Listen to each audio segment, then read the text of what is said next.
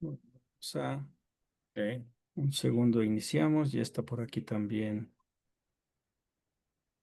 Hola, ok, perfecto. Sí, pues muy buenas tardes. Bienvenidos todos a una emisión más de Hablemos de Migración. El día de hoy vamos a iniciar con presentaciones ya con personas que están más relacionados con los temas que hemos venido aquí abordando. En el caso del día de hoy tenemos a un compañero, Lorenzo Canizares, de origen cubano, ya en Estados Unidos por muchos, muchos años y que recientemente se permitió el poder expresar a través de un artículo el sentimiento de un cubano que quiere a su patria, que quiere ver cómo sacar adelante a Cuba y que lo hemos publicado en nuestro boletín informativo que publicamos, en el cual ya lo pueden revisar. Y lo invitamos precisamente para aprender. Creo que hay un intercambio aquí de qué es lo que se puede aprender entre lo que hemos hecho aquí en México con esta cuarta transformación, el apoyo hacia la figura de Andrés Manuel López Obrador para crear un partido sumamente fuerte que es Morena y que el día de hoy ya tenemos un segundo mandato en este nuevo rumbo que está buscando México, una lucha que se está haciendo allá en Estados Unidos para cambiar este sistema pues que ha afectado a la mayoría de los ciudadanos en Estados Unidos y me agradó mucho lo que Lorenzo aquí nos presentó en este artículo y creo que de ahí podemos aprender de los chinos y en este caso de la experiencia de los cubanos y también desmitificar un poquito cuando se habla de Estados Unidos, de Cuba, se cree que todos los cubanos no quieren a Cuba, que todos los cubanos son como Marco Rubio y la realidad es que no es esa. Tenemos que presentar una nueva visión de lo que es y para ello pues te daría el uso de la voz, Lorenzo, si gustas presentarte tus propias palabras, contarle un poquito a quienes están con nosotros hoy, que nos ven en redes sociales, quién eres y qué es lo que, y si contar de tu este artículo tan bueno que sacaste. Bueno, voy a hacer mi presentación basado como si los oyentes han leído el artículo. Y entonces voy a hablar en esa onda. Yo salí de Cuba a los 15 años, ahora tengo 78, así que ya saben, 63 años en este país. Cuando salí de Cuba, mi familia era de clase media alta en Cuba, y salimos fue la gente que salió de Cuba durante el tiempo que salí yo, eran gente de la clase alta, que no era mucha, pero también mucho de la clase media y sobre todo la clase profesional. Cuba tuvo lo que le dicen aquí en los Estados Unidos, un brain drain. De gente, de técnicos y gente que sabían, ¿sabe? Acuérdate una cosa, que si tú hacías dinero en Cuba, era mucho más fácil hacer dinero aquí. Eh, y entonces la gente vino acá, en unos cuantos años, la comunidad cubana mejoró económicamente tremendamente, pero también hay que tener en cuenta que tuvimos ayuda que mucha otra gente no tenían y que hasta mismos americanos que han nacido aquí. eh, por ejemplo, en Puerto Rico hay una gran comunidad cubana que está muy bien económicamente y mucho de eso tiene que ver porque los bancos le prestaban dinero a los cubanos, pero los puertorriqueños no. Es decir, los puertorriqueños que han estado viviendo toda su vida ahí no recibían los préstamos, pero sí los cubanos. La lógica era de que esta gente eran probados que tenían como conocimiento de cómo hacer dinero y que iban a proveer. Bueno, el caso es que al yo salir de Cuba, una de las cosas que siempre me tuve yo en mente es que eh, yo salí de Cuba enamorado del pueblo cubano. Eh, no, no, no, no. Y vinimos aquí a los Estados Unidos y entonces eh, las cosas cambian. Yo tuve un proceso de radicalización, bueno, radicalización para mí, porque para otra gente no es tanto una cuestión de radicalización. O sea, yo no me convertí en una extrema izquierda ni nada de eso. Pero sí cogí el camino de la lucha por la justicia social. Yo iba a ser sacerdote. Y entonces, pero el sacerdocio no pegaba conmigo porque en realidad era una cosa muy metafísica y yo no estaba en esa onda, yo estaba en la onda más bien pragmática, las cosas prácticas. Y terminé en lo que tal vez sería una visión diferente del sacerdocio, que es la lucha sindical. Empecé a trabajar en los sindicatos y, em, y con eso, de ahí, y déjame saltar a la cuestión de China. En el año 77, eh, una organización aquí en los Estados Unidos, junto con los sindicatos chinos, invitaron a 28 sindicalistas de los Estados Unidos. Yo apliqué para eso y me aceptaron. Y fui como sindicalista a China. Fue en el año 77. En el año 77, China era como coger la máquina del tiempo, ir 800 años atrás. Era, te lo digo sinceramente, si tú me dices a mí que me hubiera tenido que dar a vivir ahí, yo hubiera pensado en cometer suicidio, porque era una cosa bien, bien, bien diferente, bien, bien básica, bien difícil. Durante el tiempo que yo estuve en China, la comida comí, como estábamos en una eh, misión obrera, en una gira de los centros obreros. Comíamos mucho en la cafetería de los obreros. Y te digo sinceramente, lo que más comimos nosotros allá fue seaweed. No sé cómo se dice en español el seaweed. Eh, las plantas esas del mar. Algas. Algas. Ah, Ujú. algas, gracias hermano. Las algas, exacto. Comíamos eso, nos metíamos a las algas esas. Creo que de los 26 días que estuve allá, comí algas 23 o 24. Eh, Así que ya yo tengo 78. Eso quiere decir que las algas son buenas para la salud. El, ca- el caso es que cuando salí de allá, salí con una buena impresión del pueblo chino, muy, muy, muy, me encantó la gente, no puedo en ningún sentido, pero era una vida bien difícil, bien difícil. Más difícil que lo que yo había dejado en Cuba. Eh, entonces, en los años, a final del 80 los 80s, en los 88, en los 89, eh, el... No, miento. Pues, espérate, fue en el 2000, a final del 2000, a la primera década de los 2000, 2008, 2009. El tío de mi esposa va con su esposa a un viaje de turismo a China y él saca un video del viaje que dio. Eso fue en el 2008, 2009.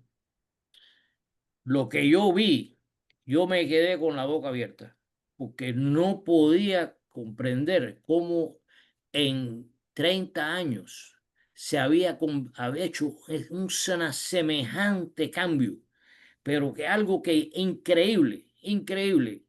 eh, cuando él fue allá, creo, en Shanghái, había más rascacielos que en Nueva York, Chicago y Los Ángeles juntos. Era algo increíble. Y entonces me puse a estudiar sobre la cuestión china. Entonces, pero déjame volver un poquito para atrás para compaginar con lo que estaba con lo que escribí yo en el artículo. En los años, en los 90, yo pertenecía a una organización aquí en los Estados Unidos que se llamaba el Comité Cubano por la Democracia. En ese tiempo, el liderato político del exilio cubano, porque ellos se llaman exilio, no se llaman inmigrantes, del exilio cubano, o sea, por la cuestión de la guerra de clase, porque realmente lo que había en Cuba era una guerra de clase, y entonces una guerra de clase acentuada, ¿no? Porque ni siquiera era una cosa eh, así a tapujo como se hace aquí en los Estados Unidos. Allá era acentuada. Y entonces la, la organización tuvo la diferencia de que en vez de buscar por un cambio de gobierno o por un derrocamiento del gobierno de, de Cuba, de Fidel Castro y de los demás, porque uno tiene que tener en cuenta que Cuba no solamente no era solamente Fidel Castro, era un montón de otra gente que estaban haciendo un gran trabajo y trabajo de apoyo a la revolución. Pero bueno, el caso es que nosotros queríamos establecer eso y lo conseguimos hasta cierto punto. Lo que sí fue muy interesante es el apoyo que nosotros tuvimos en la comunidad.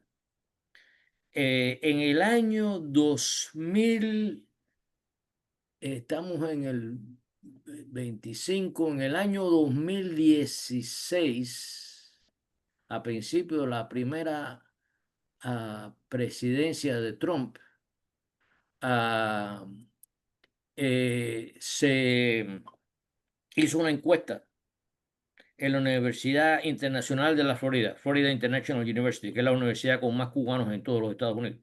Eh, y la encuesta dio que más del 60% de los cubanos, creo que fue el 61,7, una cifra en los 60, más de los 60, no muy elevada, pero más de los 60. Ah, y que la gente quería quitar el bloqueo de Cuba. Acuérdense de una cosa, Cuba tiene 65 años de bloqueo. El bloqueo empezó en el 1960. 65 años de bloqueo. Muchos cubanos, la mayoría de los cubanos hoy en día no han vivido otra cosa que vivir bajo un bloqueo. Y antes de que sigamos hablando, déjame expresar mi agradecimiento a México, porque el único país latinoamericano que nunca le viró la espalda a Cuba fue México. El único país latinoamericano que nunca le viró la espalda a Cuba fue México. Y nosotros tenemos eso siempre en mente. Y el cariño a México es tremendo. Bueno, el caso es que ya estamos en una situación donde tenemos la organización. Estaba ya la experiencia de China, en realidad no había tocado mucho, porque fue más al principio del siglo XXI, que fue cuando empezó la experiencia de China a coger auge en la comunidad cubana. La, lo im- la cuestión que nos impresionó es que la, la comunidad china del exterior jugó un papel importante en el desarrollo económico de la República Popular China. Como sabemos hoy en día, la República Popular China o es el primer país del mundo económicamente o es o está ahí al llegar ya, porque estamos viviendo, nosotros viviendo, que están viviendo aquí en los Estados Unidos, sabemos que este país está en picada. La contradicción económica aquí es tan grande que va a llevar a un desastre. Bueno, ahora mismo el gobierno está paralizado. Porque no le quieren dar salud médica, cobertura médica a los trabajadores. Eh, Hay mucha gente que van a perder la cobertura médica. El caso es que eh, al ver esa experiencia, después recuerden de la visita del tío de mi esposa a China. Después de ver esa experiencia, yo empecé a estudiar mucho sobre la cuestión esta y, y empecé a pensar, bueno, ¿por qué nosotros los cubanos no podemos hacer lo mismo? Nosotros tenemos un pueblo muy bien preparado. Una de las cosas que la revolución ha hecho, y tal vez demasiado, es que tiene una gran población de clase media, de lo que sería visto como clase media, gente profesional, académico. Aquí en Miami, por ejemplo, hoy mismo yo estuve en el hospital teniendo que ver tratamiento. Yo tengo cáncer, entonces estuve viendo tratamientos en el hospital y los dos médicos que me atendieron estudiaron en Cuba. Los dos médicos que me atendieron estudiaron en Cuba. Cuba ha preparado una gran cantidad de gente para poder hacer un trabajo académico o un trabajo de intelectualidad para poder desarrollar la nación. Entonces, ¿qué pasa?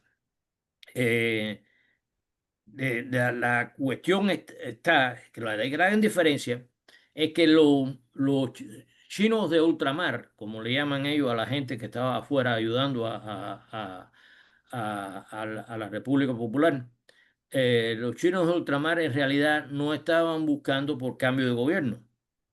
El problema de nosotros aquí es que en los cubanos que están en el control político de la comunidad cubana, la minoría esa que está en control político de la comunidad cubana, ellos sí están eh, eh, mirando hacia la posibilidad del cambio de gobierno.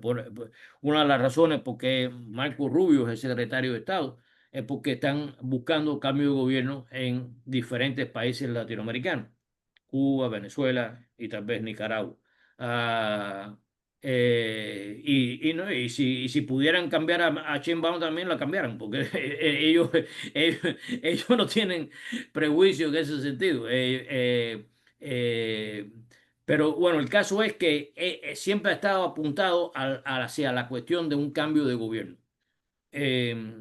Eh, y la, el movimiento para contribuir con Cuba de la cubano, acuérdese de lo que le dije en el 2016 en el FIU, en la Universidad Internacional de la Florida, en las siglas en inglés son FIU. En FIU, el más del 60% de los cubanos entrevistados dijeron que querían que se quitara el bloqueo. El bloqueo, y hay que tener en mente que el bloqueo se ha incrementado desde ese tiempo, se ha puesto más difícil, lo han retorcido más. Eh, También hay que tener en mente que durante un periodo de la presidencia de Barack Obama, los últimos 18 meses de la presidencia de Barack Obama, se suavizó y se reformaron otra vez las relaciones con Cuba, entre Estados Unidos y Cuba. En esos 18 meses Cuba floreció tremendamente. fue fantástico el cambio que hubo en la vivencia dentro de Cuba, la economía cubana. Eh, es decir, que cuando estos funcionarios del gobierno cubano hablan de lo que cuesta el bloqueo cada día al pueblo cubano, eso es una realidad, es una que se vio ahí palpante cuando Obama quitó eso. Y debido a que Obama ganó Trump, cambiaron todo y empezaron a crear las condiciones. Eh, y la cuestión está de que dentro de la comunidad cubana hay muchos cubanos, que yo no soy el único, hay un montón de otros cubanos que están organizados y mucho mejor hasta que, que lo que se hacía antes con el Comité Cubano de la Democracia. Por ejemplo, este grupo Puentes de Amor, ah, que está dirigido por Carlos Lazo, ha hecho muy buenos trabajos en ayudar a Cuba. Hay muchos individuos que han ayudado pero todo eso es en realidad una gran cosa, pero no es lo que se necesita en términos constantes, como pasó con China.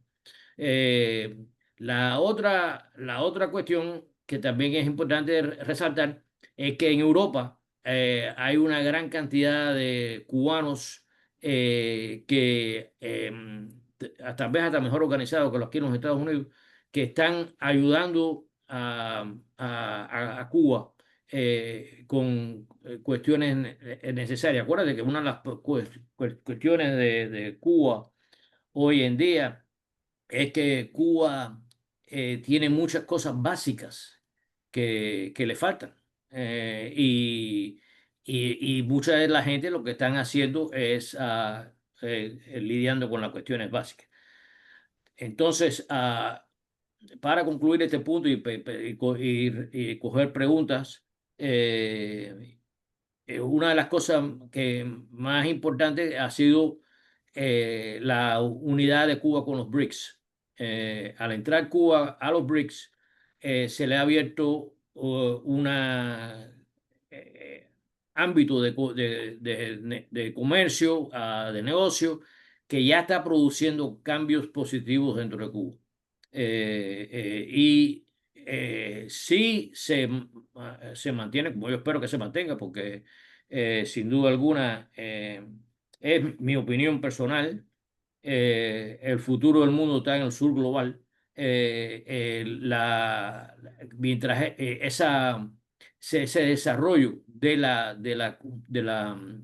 comercio con otros países de los BRICS, eso va a ayudar tremendamente a Cuba y le va a dar mucho auge, sobre todo a los cubanos que están fuera de Cuba, pero no en los Estados Unidos, a poder hacer un montón de, de trámites para poder ayudar al gobierno cubano.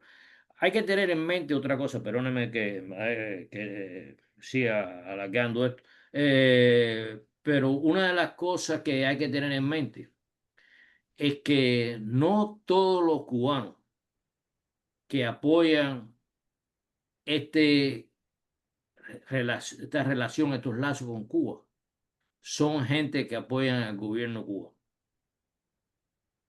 políticamente, ideológicamente. No todos son así.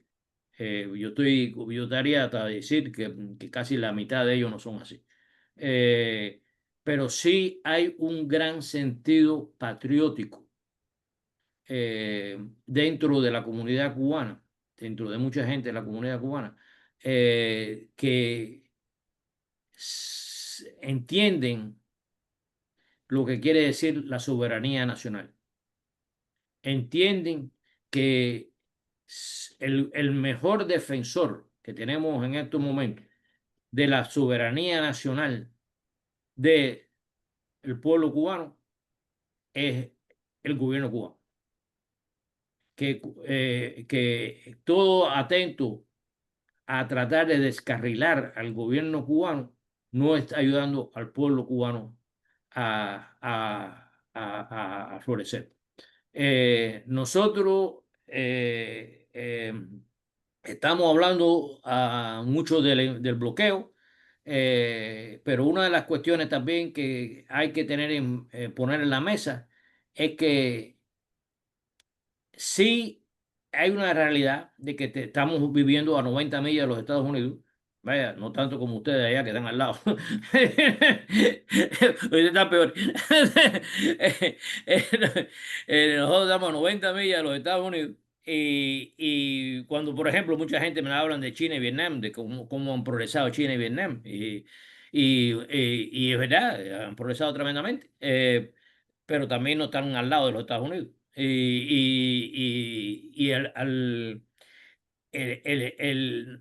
el nosotros poder ver un desarrollo dentro de Cuba también va a tener que llevar a una mentalidad de que hay que aislar el pensamiento de la necesidad de una relación con los Estados Unidos para poder progresar.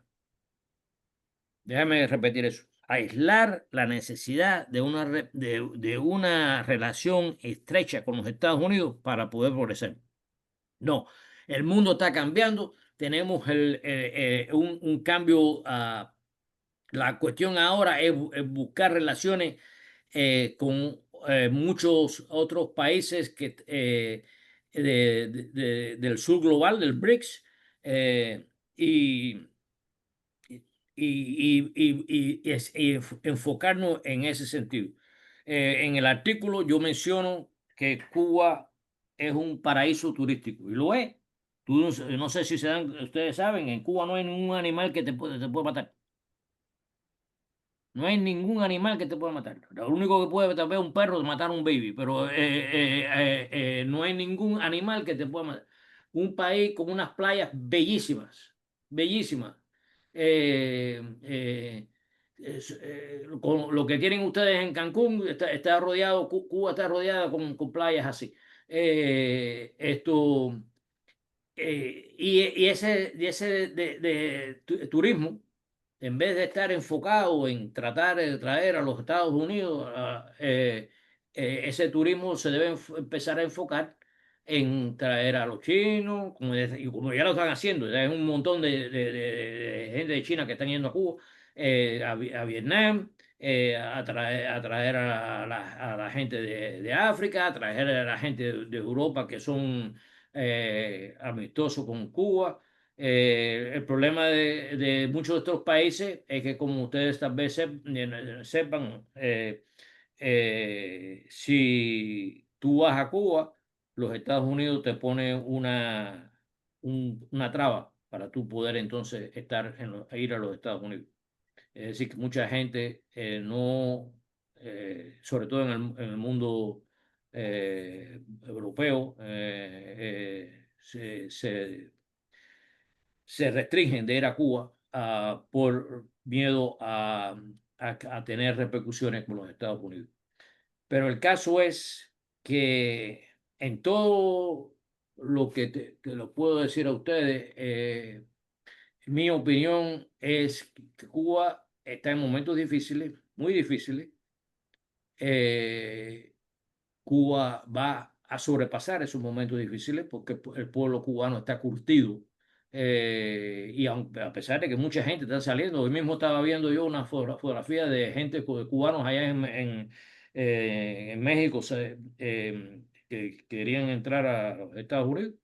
Eh,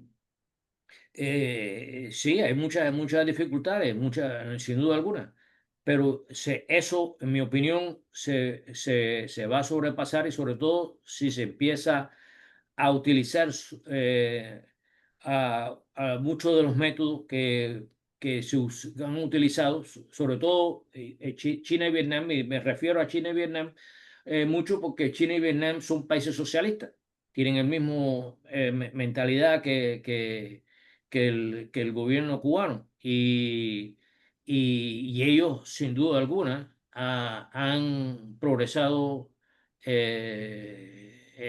económicamente. Como yo digo en el artículo, el futuro de la humanidad está en estos momentos siendo marcado por la República Popular China. Eh, y nosotros podemos en Cuba hacer muchas de esas logros que han hecho los vietnamitas y los chinos, lo podemos hacer nosotros.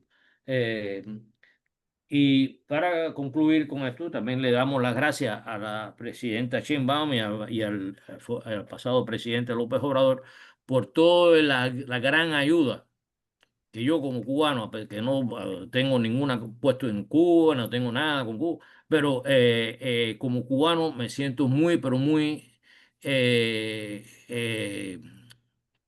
agradecido de lo que México ha estado haciendo para ayudar a Cuba a sobrepasar. Eh, Veo que Humberto tiene una pregunta y, y con mucho gusto, hermano. Sí, bueno, gracias por esa presentación. Igual para todos, el artículo ya todos recibieron el boletín el día de hoy, pero aquellos que nos estén viendo en redes y lo puedan comunicar, lo pueden encontrar en la página de Facebook, en la página de internet diegotorres72.com. Ahí están todos estos boletines, ahí encontrarán este artículo del que estamos hablando. Igual recomendarles a aquellos que puedan conseguir este libro, Raúl Castro, aquí está Un hombre en revolución. Habla precisamente de esta época en donde todo parecía que Cuba se iba para arriba y llega Donald Trump y se va para abajo. Muy interesante este libro. Igual habrá otros, creo yo. No sé si se pueda conseguir fuera de Cuba. Tuve la oportunidad de tenerlo, pero igual, Lorenzo, si después nos puedes No te oigo, no te oigo. alguna bibliografía que alguien pueda consultar sobre de estos temas, también sería muy interesante empezar a leer sobre de Cuba. Tengo preguntas, pero voy a dejar que pues, los participantes aquí las hagan. Adelante, Humberto. Lorenzo, estoy emocionado de oírte, de conocerte y de saber, de oír este testimonio real de vida de un cubano, porque no es fácil encontrar a alguien que tenga esa vivencia, esa visión y esa forma de análisis que la ciencia te da. Y estoy muy contento en ese sentido. Ah, Me recuerda mucho lo de China, porque yo vine a México a organizar los trabajadores del campo de parte de César Chávez y yo venía con un bagaje político de Estados Unidos. Yo soy nacido aquí en Nuevo León, en México, pero mi familia es migrante y uno de los recorridos que daba, tuve que estudiar comercio internacional porque yo no podía aplicar lo que sabía de leyes en Estados Unidos, en México, y tenía que estudiar comercio internacional y tenía que estudiar cosas tecnológicamente avanzadas. Y uno de los recuerdos que tengo es de un hijo de un campesino chino que tenía internet en aquel tiempo, hace 30 años, y que por esa manera nos hicimos amigos. Él vino como campesino, yo lo conocí como campesino. En 30 años, él progresó al punto que pudo venir con su familia a México a visitarme, a conocerme por un mes de vacaciones. Y ya me contó, y ahí fue donde yo dije, un campesino en México no pudo haber hecho eso en 30 años. Y estoy contigo en ese sentido. La parte que China tiene, a diferencia de los demás países, o que Cuba tiene, a diferencia de los demás países, como yo lo veo, es que tiene un partido comunista. Y el Partido Comunista, como yo lo veo, cuando yo ingreso a Estados Unidos, yo busco el Partido Comunista y lo encuentro. Y me quiero asociar con él. Y me cuidaron por 20 años a que no me hiciera público, que no estuviera entre sus filas. ¿Por qué? Porque era muy peligroso. Y las filas que yo podía entrar como mexicano, que estaba buscando una residencia y llegar a una ciudadanía, políticamente era a través de los sindicatos. Y en los sindicatos encontré a mucho comunista que tenía la visión y era lo más, era gente honesta, gente trabajadora, gente muy visualmente participaba en todos lados. Y hoy veo que hay una tendencia en ese sentido. Entonces, la pregunta mía es, ¿cómo tú ves, queriendo a México de la manera como lo quieres, viendo la postura de México, cómo ves que en México, por ejemplo, yo veía al partido, a Mao, lo veía como maoístas, ¿ok? Y lo veía desde el punto de vista que en Estados Unidos no eran apreciados los maoístas, porque estaban muy cercanos a la CIA, estaban muy cercanos a la información, pero con el tiempo nos demostraron que la cultura china era la que iba a salir adelante por su honestidad, su preparación, y el problema que tienen los chinos ahorita es que no tienen hijos para poner a trabajar sus tierras y muchas de las plantas. Y el beneficio que tenemos nosotros los mexicanos en Estados Unidos es que cada familia tiene 5 hijos. Y entonces se vuelve una cuestión de que cuando yo llegué a Estados Unidos podía trabajar en cualquier parte.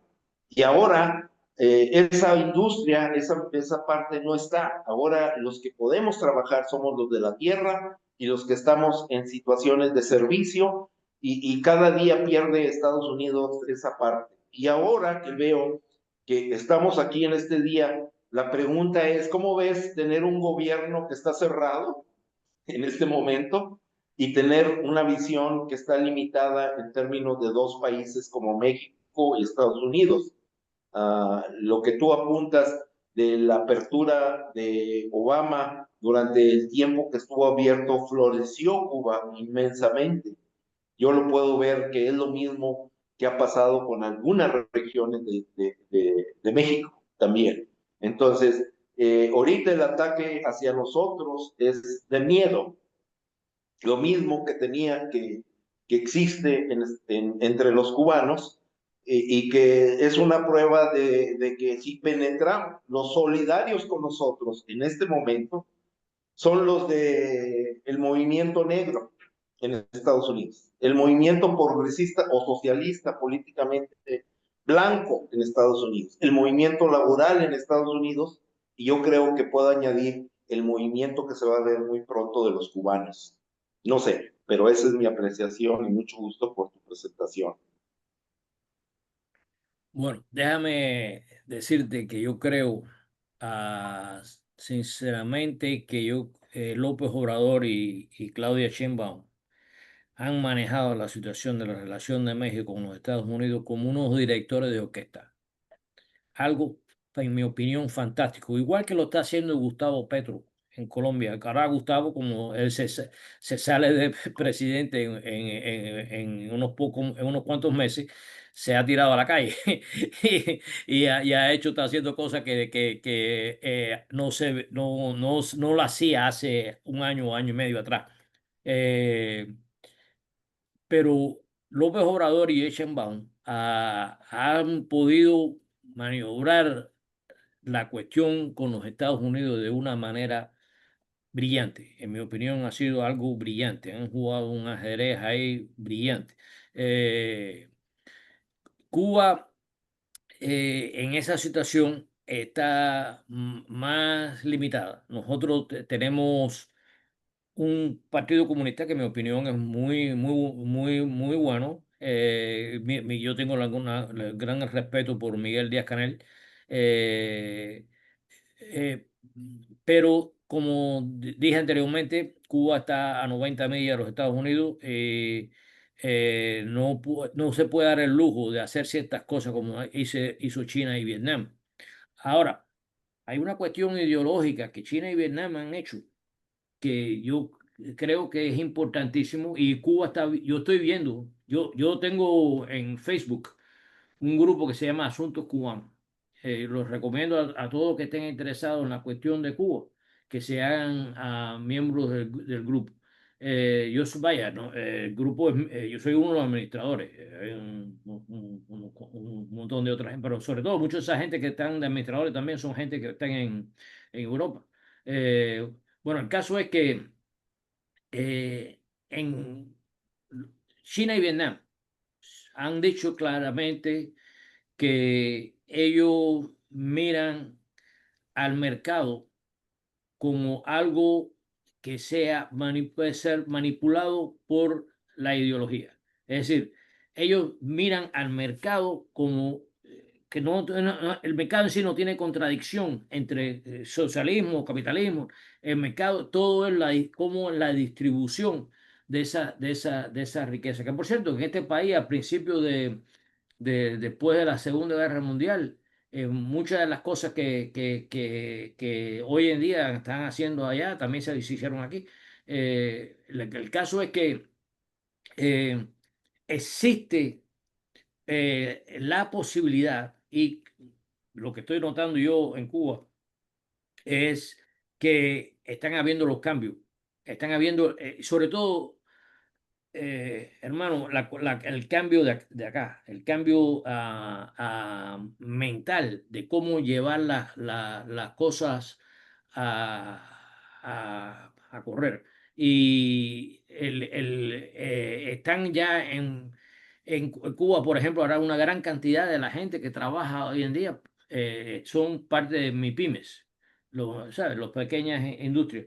Y eso está ayudando a dar trabajo y ayudando a crear la economía. Eh, Mi opinión es que si ellos son capaces de poder diversificar de tal forma de que empiece a haber eh, inversiones extranjeras dentro de Cuba, eh, que eso pueda ayudar al desarrollo económico de Cuba, al desarrollo económico de Cuba. Eh, en términos de, de la relación de los Estados Unidos con México, hace unos par de meses atrás yo oí que Sheinbaum tenía cierto interés en considerar la posibilidad de entrar a los BRICS. Me imagino que uno de los problemas de entrar en los BRICS sería cómo los Estados Unidos respondería a, a esa situación. Tenemos que siempre tener en mente que México está al lado de los Estados Unidos, igual que Canadá. Tiene esa mentalidad. Nosotros, sin duda alguna, los Estados Unidos mira a México muy diferente a que mira a Canadá. Hay que tener eso siempre. Nosotros no somos eh, una de las cosas que hay que entender, sé que a veces creo es bien difícil para gente afuera de este país entender lo que quiere decir la supremacía blanca, la mentalidad de la supremacía blanca. Y eso está muy arraigado en este país. Esa es la base de Trump. La base de Trump es esa gente, la supremacía blanca. Y todos nosotros somos, en inglés es disposables, que no, ¿sabes? Que Desechables. ¿cómo? Desechables. Desechables, exacto, que somos desechables. Y entonces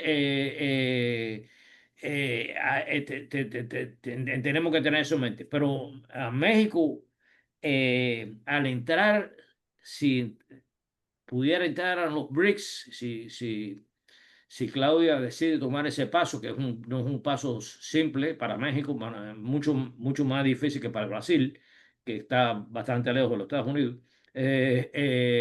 pero sí sería algo fantástico. Acuérdese una cosa, que México es el país mayor de habla hispana, de habla español en el mundo. Eh, eh, y el arraigo y el respeto que hay hacia México es algo que eh, se repercute por toda la América Latina incluyendo a España. Eh, yo veo a México en la manera que está siendo llevado por Morena, algo es genial, algo genial. Y precisamente por la cercanía con los Estados Unidos hay que ser muy cuidadoso, pero también hay que tomar los pasos. Como Cuba, uno de los miedos de Cuba con la cuestión de poder hacer lo que hizo Vietnam y China es el miedo a que sea usado para socavar a la revolución, pero hay que tomar ese riesgo, y hay que tener confianza en que la gente dentro del país entera eso, tenga eso en mente. Y como te digo, una de las cosas más importantes es que mucha gente en Cuba y hasta aquí mismo en los Estados Unidos, yo lo veo con la gente, yo vivo en un área donde vienen mucha gente que acaban de llegar de Cuba y, y sin duda alguna son gente diferente. Ellos entienden, aquí hay un abogado cubano, aquí en el área donde yo vivo, que dice él que si quitan el embargo en 5 años, la inmigración sería completamente diferente. En vez de la gente venir para acá, la gente va para allá. Y ya aquí hay muchos huecos que la gente entiende, eh, y, y la gente está ah, dispuesta a hacer lo que sea necesario para poder ayudar a Cuba. Y como ahora, por ejemplo, hubo una campaña para los marcapasos. Cuba no puede conseguir los marcapasos porque está vetada por los Estados Unidos, y hay un montón de cubanos que necesitan marcapasos. Pues ha habido una campaña en los Estados Unidos y en Europa para enviar marcapasos a Cuba. Y ha sido bastante eh, exitosa. Ha tenido bastante. Bueno, Humberto, no sé si te he contestado lo que tú querías, pero No, no, sí, muy bien no, muy bien a la perfección. gracias, Sí, amigo, sí gracias. gracias, gracias. Aquí tenemos también adelante, Aarón. Gracias, compañero Lorenzo, un honor conocerlo. Lo Saludos mismo, desde Aaron. Atlanta, Georgia. A ver si esta pregunta puede hacer la contestación. ¿Cómo manejan aquí en Estados Unidos los cubanos progresistas, para no poner etiquetas de si socialismo, comunismo, lo que sea? Los cubanos progresistas como usted, como el grupo donde trabaja, con los cubanos conservadores, que son tan poderosos que tienen a su secretario de Estado con raíces cubanas, tienen a su secretario de Estado aquí en los Estados Unidos y tienen muchísimo poder económico y político, y me atrevería a decir que más que el que tienen ustedes y que el que tenemos nosotros juntos. ¿Cómo manejan esa relación? Porque pues, las primeras generaciones de refugiados cubanos pues, son muy diferentes a los que están llegando ahorita. Entonces, ¿cómo se maneja esa situación? Esa es una gran pregunta, Aaron. Una gran pregunta, porque básicamente eso es el juego de ajedrez que tenemos que jugar para poder sobrevivir. Una de las cuestiones aquí es buscar, ¿cómo diría? Common ground, puntos comunes de interés. Eh, tú- muchos de nosotros, la mayor parte de nosotros, mira, las familias no son del mismo pensamiento de nosotros. Si no, no estuviéramos aquí. Eh, pero la cuestión está que hay cosas que sí básicamente nos unen en referencia a la relación con Cuba. Por ejemplo, el alcalde de Miami, en estos momentos, Francis Suárez, hace unos años atrás, en una demostración, un rally, pidió que se bombardeara Cuba. El alcalde de Miami pidió que se bombardeara Cuba. Eh, Mucha de la gente que estaban ahí ese día en el rally ese estaba diciendo que sí, que sí, que sí. Pero en realidad eso causó una reacción bastante negativa entre la comunidad cubana.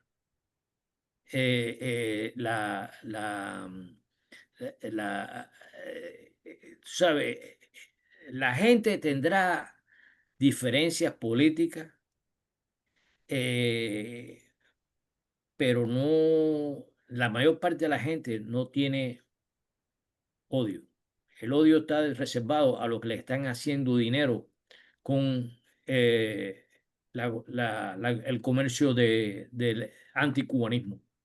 Ellos sí promueven el odio, pero la mayor parte de los cubanos aquí no están en esa onda y están,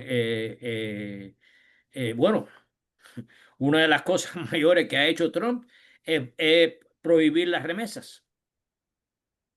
Igual que ustedes en México reciben remesas, nosotros mandamos remesas para allá también, cantidad, un montón de dinero.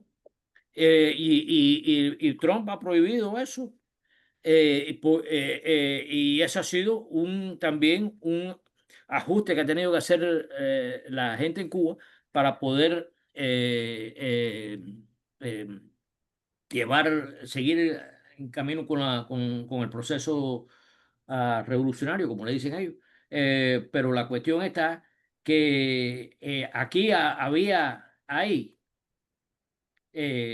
una gran cantidad de gente que está dispuesta a ayudar a su familia en Cuba. No sabes, nosotros no somos nada diferentes a ninguna otra gente. La- la- lo- Tú quieres a la familia, tú quieres tú no quieres ver a tu tío y primo que estén siendo bombardeados. Nadie quiere ver eso. Y entonces eso ha creado una reacción dentro de la comunidad cubana. Eh, la, el, el éxito que ha tenido este muchacho Carlos Lazo con su organización, la organización, fíjate el nombre, la organización es Puentes de Amor. Puentes de Amor. Esa es la organización. Y la organización ha creado una base donde ellos contribuyen bastante. Y sin embargo, la extrema derecha del exilio cubano, bueno, dicen todo tipo de cosas del señor, que esto y que lo otro, que es comunista, que es un agente de Fidel Castro, todas esas cosas. Pero Fidel Castro ha muerto ya hace 20 años. La cuestión es que ellos no han podido hacer un, un gran atento a poder quitarle el entusiasmo que existe con esa organización, porque esa organización, la gente lo ve como una organización que trata de establecer una relación con las familias cubanas. Y eso es de gran importancia. Eh, no sé si te he contestado la pregunta. Sí, Eh, sí, no, y ahorita con lo que está comentando don Lorenzo, me viene a la mente un libro que yo leí, es una entrevista de un periodista italiano que se llama Giancarlo Mina, que y le hizo una entrevista muy, muy extensa a Fidel y que se llama, creo que Fidel visto desde el punto de vista de Fidel. Es una entrevista que le hicieron, creo que a finales de los noventas, todavía estaba en ejercicio él como primer ministro. Y es muy, muy interesante. Y ahorita lo que estaba platicando me recordó que hay una parte ahí en ese libro, en esa entrevista, que él se refiere a ese tipo de organizaciones y a esa mecánica o dinámica que tienen ustedes los cubanos. Gracias. De nada, de nada. Y bueno, si tienen otra Sí, pregunta, pues fíjate que pues ya para ir también cerrando, para no quitarte mucho tiempo, ojalá y esta es la primera de muchas pláticas, tanto contigo como con muchos otros cubanos. Yo tuve la oportunidad hace 2 años de unirme aquí al movimiento de solidaridad con Cuba en México. Y hice esta pregunta, entrando yo ahí, dice, ¿no se han cansado de tanta solidaridad y poca acción? Que a lo mejor es ofensivo, a lo mejor para la gente que lleva tantos años impulsando esto. En México hacen reuniones, está el grupo, cada año hacen un evento, reúnen fondos, mandan, pero llega un Ivonne momento en Guerra, el que, esta es Ivonne ajá, Guerra, ¿la ajá, conoces? sí, entonces creo que sí es muy importante esta solidaridad, pero se necesitan acciones porque vemos cómo en esta época donde ya todo parecía que iba floreciendo, de repente, pues otra vez se va atrás con Donald Trump. Veo una gran ignorancia por parte de la mayoría de la población del mundo sobre lo que es el problema con Cuba. Yo tuve la fortuna de poder ir allá a Cuba también hace ya unos, si no me equivoco, 3, 4 años y constaté la enorme carencia que hay, pero se entendía a través del enorme bloqueo que hay, eh, y es algo que han utilizado mucho, inclusive cubanos que están pasando a México diciendo México está mejor que Cuba. Dice, pues claro, llegas a la Ciudad de México y está mejor que Cuba, pero vete a mi poblado más pobre que tengo aquí, que tengo muchos, y vas a ver que no estamos nada mejor que Cuba, estamos peor. La pobreza, las carencias que yo vi en Cuba, yo las he visto en México y cosas peores. Y México no tiene por qué estar con esas carencias, puesto que no tiene ese bloqueo, si hay una mala distribución. Yo vine muy convencido de que si algo iba a funcionar en México, era el socialismo cubano. Si con lo poquito que tiene Cuba ha hecho lo que ha logrado, ese es el temor de Estados Unidos, quitar un bloqueo y que muy pronto Cuba florezca como lo que tenía que haber florecido desde hace mucho tiempo. Entonces sí es peligroso mostrarle a este régimen, este capitalismo, neoliberalismo, que quiere a todas causas, a todas, bajo todas, cualquier circunstancia, decir que ellos es la solución, lo que ellos hacen. El dejar que una isla tan pequeña crezca como es el potencial que tiene, pues es sumamente peligroso para el dominio que intentan todavía retener con las uñas. A mí se me hizo muy significativo, yo vine muy convencido de eso, de que ese era el camino por ir. Lo que está haciendo Cuba, México lo podría replicar y con grandes, ¿cómo se llama?, beneficios. Vemos la problemática de estar al lado de Estados Unidos y creo que es donde se puede aprender, ¿no? Es difícil, pero no imposible. Creo que poco a poco López Obrador nos dio un ejemplo magnífico, el haber traído desde su primer año de gobierno la figura de Cuba, decir, aquí está Cuba y tenemos que respetarlo. Creo que ha sido bastante significativo el día de hoy nuestro gobierno pedir que se quite el veto en Naciones Unidas, en el cual, pues los que no saben, ¿no? De Naciones Unidas, prácticamente todos los países han votado por el fin de este bloqueo y siempre solamente Israel y Estados Unidos han votado en contra. Y Estados Unidos tiene el poder de vetar esta decisión de todo el mundo. México está queriendo que se quite esto para acabar no solamente con este genocidio en Cuba, lo que decían, muchos no querían decirlo, pero también es un genocidio económico porque quieren matar de hambre al pueblo cubano, el genocidio que está ocurriendo ahorita con el pueblo palestino. Y creo que es donde podemos trabajar bastante, aprender de esa organización que tienen los cubanos allá, de este intento de invisibilización de los cubanos en Estados Unidos, que también ha pasado con los mexicanos, están invisibilizados, no se logran organizar. Ojalá y podamos hacer más de este tipo de reuniones. Yo agradezco que hayas estado con nosotros. No sé si quieras dar algún mensaje final a sabiendas de que ojalá y que esta mesa se replique con todas las personas. Yo sí me anoto para estar en el grupo de asuntos cubanos porque necesitamos información. Creo que es la manera en la que podremos cambiar algo en este momento y creo que vamos en el mismo camino y como dices, México, inclusive en esas épocas tan feas para para nuestro México querido de la época del PRI, del PAN, quitando a Fox y hasta Calderón, creo que siempre hubo una muy buena relación con Cuba, inclusive con los gobiernos del PRI. Ahora sí que Fox fue el que vino aquí a poner la mancha, el granito negro en el arroz. Pues no sé si quieras un mensaje final y pues continuar con más temas relacionados Cuba-México y allá en Estados Unidos. Bueno, mi mensaje final va con una cuestión que vi el otro día en referencia como tú estás mencionando, la cuestión de las Naciones Unidas es de gran importancia para todos, de gran importancia. Nosotros podemos conseguir un liderato en las Naciones Unidas que sea energético en defensa de los derechos de los pueblos. Eh, eh, y creo que tenemos la posibilidad, si nos ponemos las pilas, como dicen los colombianos, si nos ponemos las pilas, de poder tal vez conseguir de que Gustavo Petro sea el próximo secretario general de las Naciones Unidas. Yo sé que Claudia Sheinbaum ha hablado de una mujer. Yo creo que están tratando de empujar a Michelle Bachelet de Chile para que sea la presidenta. Bachelet, yo le tengo un gran respeto, mucho cariño y todas esas cosas, pero ella no es Gustavo Petro. Y lo que necesitamos ahora en nuestro mundo y sobre todo para el bienestar del sur global, que es, en mi opinión, el futuro del mundo, es alguien de la visión y de la energía moral y conciencia política de una persona como Gustavo Petro.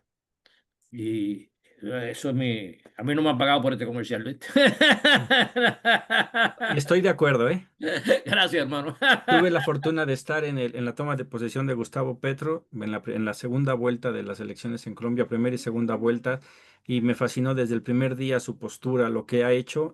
Creo que sí es el idóneo para hacerlo, y el valor que tuvo de el día de hoy enfrentársele a este monstruo allá en la misma ONU y decir, pum, deberías de ser enjuiciado. Creo que sí se necesitaría eso, pero hay que ver. Invitaré a alguien de Colombia para que nos hable precisamente de eso. Oh, sería fantástico. Y otro puntico más. Estoy muy agradecido a México, a Sheinbaum, por el apoyo que le está dando a Pedro Castillo en el Perú.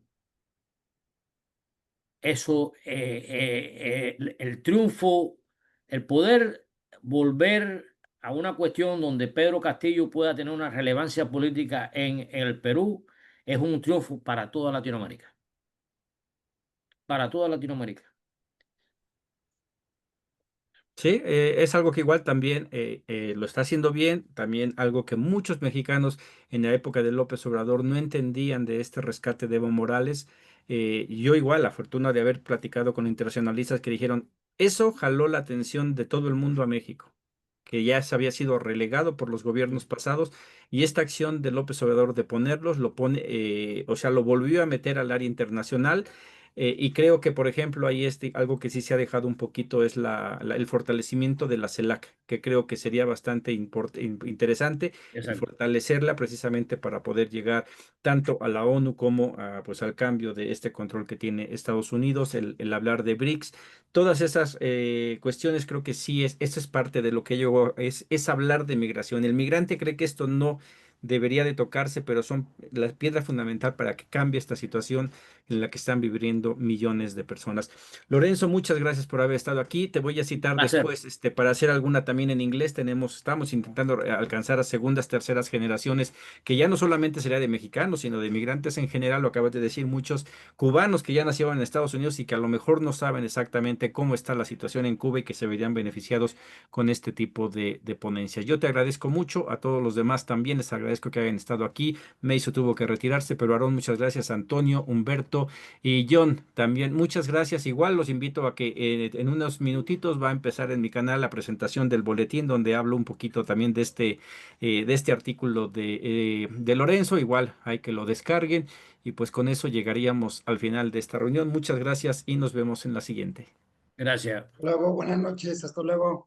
Hasta luego, hermanos. Buenas Hasta luego. Un noches. placer haber estado con ustedes aquí esta noche. Igualmente, buenas noches a todos. Bye bye.